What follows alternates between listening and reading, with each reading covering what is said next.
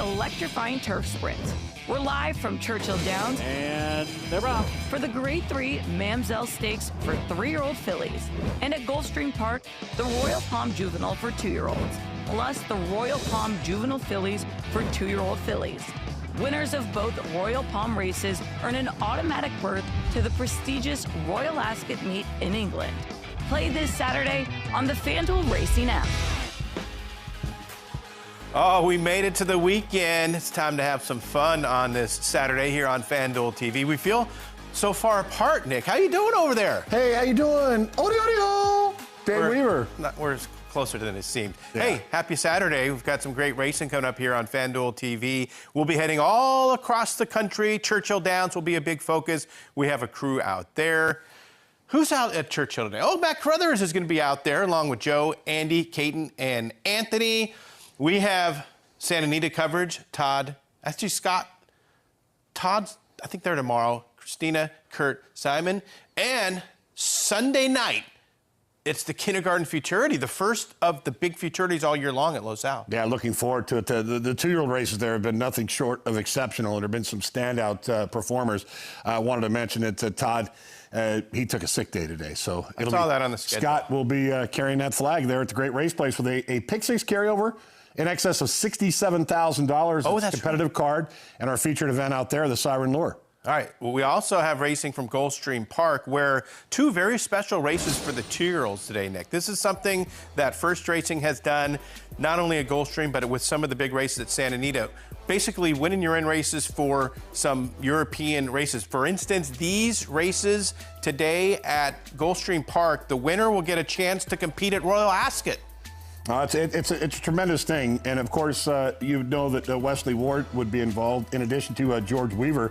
You notice George Weaver, of course, the success with None Metz and Jorge Delgado, but when you consider the fact that George Weaver in the filly division, he's got a first-time starter Royal Testament for the Matheson Racing. Fillies are race number 6, Colts are in race number 10. And yeah, we've seen some horses go on and do some really good things out of these races. Another person with some horses in each of those races, Patrick Biancone, Andy's father. Let's check in with Andy. Big day of racing at Gulfstream Park. The Royal Palm Juvenile Stakes and the Royal Palm Juvenile Filly Stakes both winning you're in to go to Royal Ascot. But my dad initially had 4 runners, but we're scratching the maidens out of there. In the fillies race, we've got Lenny Lou. If you remember her, she's the little filly who had me going nuts at Keeneland. First race of the meet, first winner of the meet. She's a very impressive filly. We've been dying to get her on the grass. She's been in excellent form. The race she won at Keeneland has produced multiple winners. The second place runner came back and won up in New York, and the third place runner-up came back and won right here at Churchill Downs the other day. But Lenny Lou, certainly a talented filly, and she's the kind who handles everything perfectly. Very mature for her age. I definitely think if she's able to win and go to Ascot, she's going to be one to watch because she's a wonderful traveler and just a great little horse. So Luis Saez flying in to ride her. He's done an excellent job. He knows her very well. He's worked her a ton of times. So happy to have her in that spot. And then later on, we have Squire in the Royal Palm Juvenile Stakes. Squire broke his maiden nicely under Joe Bravo. It was a good effort. It was on the dirt. It was at Gulfstream Park. We were kind of thinking to take Squire to Keeneland as well, but we opted to stay home just because he's a little less mature than Lenny Lou. Lenny Lou is like an old horse. She's copped on. She's very smart, but the boys sometimes are a little late to mature. So he's definitely gained confidence since his win. He's doing excellent, but that's kind of why we decided to stay home with him. And I think it was the right move because, like I said, he's gained a ton of confidence and he's doing really well. But 2 very talented horses, both by Leinster, and they'll be running today. Thank you, Andy. And Nick, at least her horses have a race under their belt. A lot of the horses racing in these 2 races today are first-time starters. Yeah, absolutely. And I think the fact that obviously the filly was able to overcome an off track, which isn't an easy thing to do on debut, but they're great betting races. That first leg there, the filly division is started the pick 5, so good luck with that. All right, let's put our focus on Churchill Downs and a rider that will be out there for the remainder of the meet and perhaps decades forward is Mario Gutierrez, who was based in Southern California for so many years, one of the unfortunate ones that through those terrible wildfires here in Southern California lost his home. Here's his story. Where you been? Good, I'm good. Good. Good. Where are you guys from? I'm from California. Oh, really? Yeah. Yeah, I'm from, well, I used to live there up to 2 months ago. The Eaton fire broke out a few hours ago, causing thousands of residents to evacuate. Firefighters are doing their best, but biblical winds have caused this fire to spread uncontrollably. I never experienced tornado, but it was like 80-mile-per-hour wind. Everything was on fire. You know, you always have in your mind that it's not gonna come all the way here, right? This is going to be absolutely devastating for so many. Entire neighborhoods have been destroyed, leaving hundreds of homes ravaged by this blaze. Unfortunately, my home was one of the ones that it was caught on fire on the LA fires. Sebastian, do you remember who discovered there was a fire? I looked up, orange sky, all orange sky. The fire was right there with us. So we barely had 20 minutes, not even that, to get out. Unfortunately, I think our area, they had a problem with sending the warnings. We didn't get an evacuation notice, so there was a lot of things that I thought I had got, but I didn't, because we didn't have very much time. I think we focused on our kid. We grabbed a school uniform, few of his clothes, our pets, and that was it. There wasn't no time to really grab anything else. We were driving away, and I still had a sense of like We were gonna come back. we were gonna possibly come back. You still hope that your homes are like it didn't burn down. We start seeing the pictures and the helicopter news. Then it starts sinking in that it's like, oh my God, like we just lost everything. When we finally went to the home, it was a very emotional moment for all of us. It was very, very difficult, but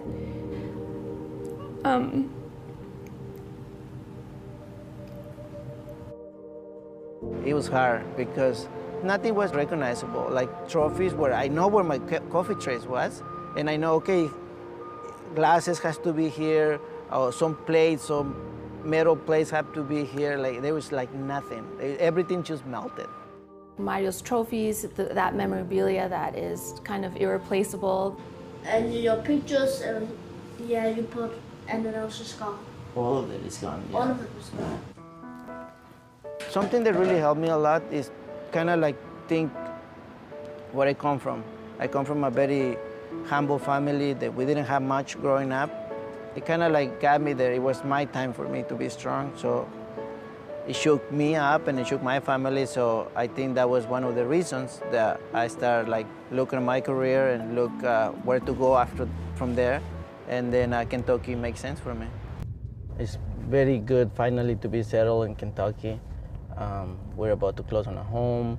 We're looking really hard. Sebastian is finally in school. So actually it feels like home. I put racing on the back for a little while.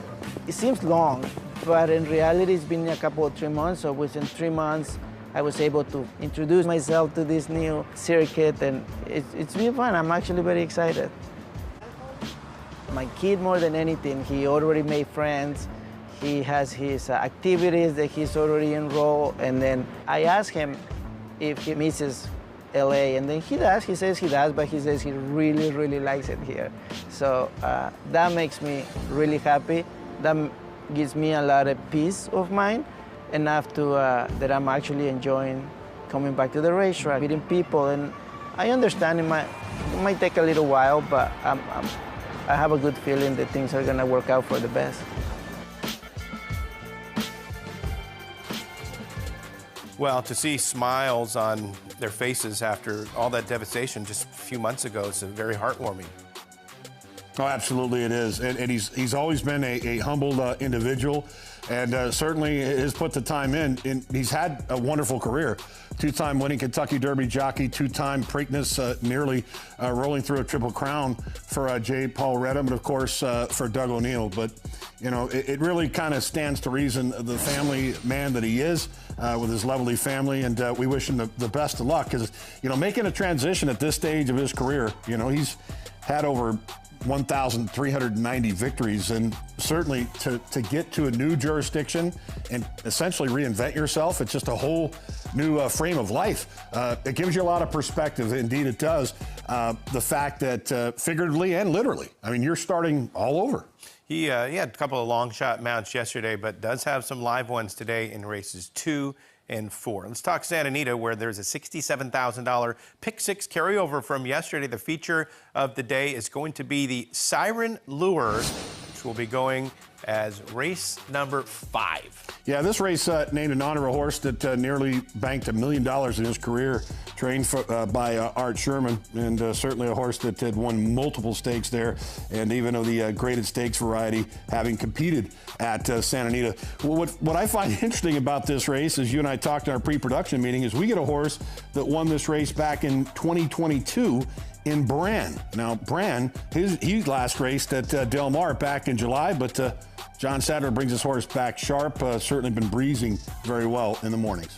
And the last time we saw him, he won. This will be leg 2 of the pick 6 carryover, which will start in race number 4 on a 9-race program today out of the Great Race Place, Santa Anita, 5:38 Eastern, 2:38 Pacific time. Right in around that range for the pick 6. And in your FanDuel racing accounts, you can get involved in the money back specials. Not once, not twice, not 3 times, not 4 times. Well, 4 times. I'll stop right there. Yeah, 2 at Belmont Big A, 1 at Churchill, and then 1 more opportunity to Santa Anita. Yeah, plenty of opportunities, and obviously the idea is to make sure those fields are 8. Unless you can bet it down to 6, you can only get second in that regard. Happy Saturday, everyone.